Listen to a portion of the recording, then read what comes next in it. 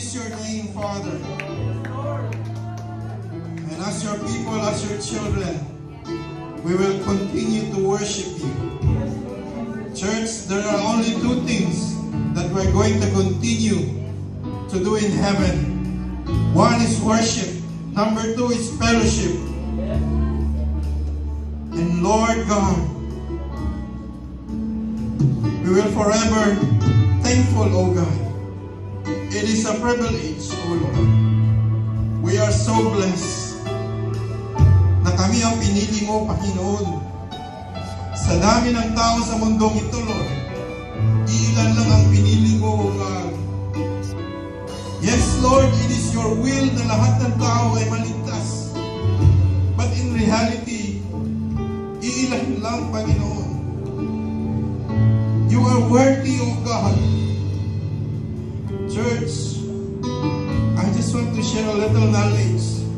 Kaya po may salitang worship, dahil ang pinaka-original meaning po nito is worthy. Worthy ba si Lord na sambahin? Worthy ba si Lord na pasalamatan? Worthy ba na itaas ang kanyang pangalan? Ang kanyang kalaginaan? Hallelujah. Father, nakikita mo po ang aming mga puso, Panginoon. Lord, wala kaming ibang nais, kundi ikaw ay mag-glorify. Ikaw ay mapasalamatan, Lord. Meron man kaming mga pinagdadaanan, Lord, sinusukot namin ito sa inyo, O God. Dahil worthy ka, O God. You deserve worship, you deserve praises and adoration.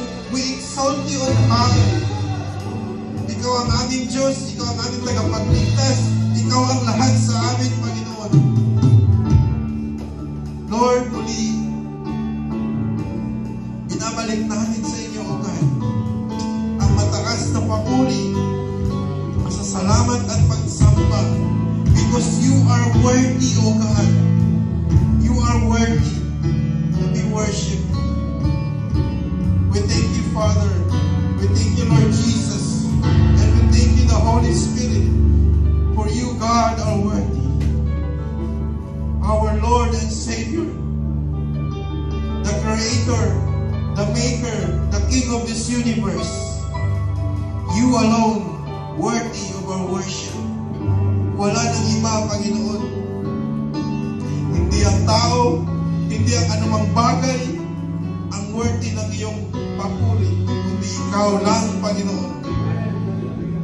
Lord, patawarin niyo kami, O God, na minsan hindi ikaw ang number one sa puso namin. But Lord, this day and the rest of our days, you always remind us that you are the one worthy of our worship. That you are the one deserve the number one spot in our life. Hindi ang bagay, hindi ang sinumang tao sa aming buhay, kundi ikaw, Panginoon. Lord, muli tinataas namin sa inyo, O God, ang aming pagsamba, ang aming papuri at pasasalamat, Panginoon. You deserve, Lord God, to be worshipped.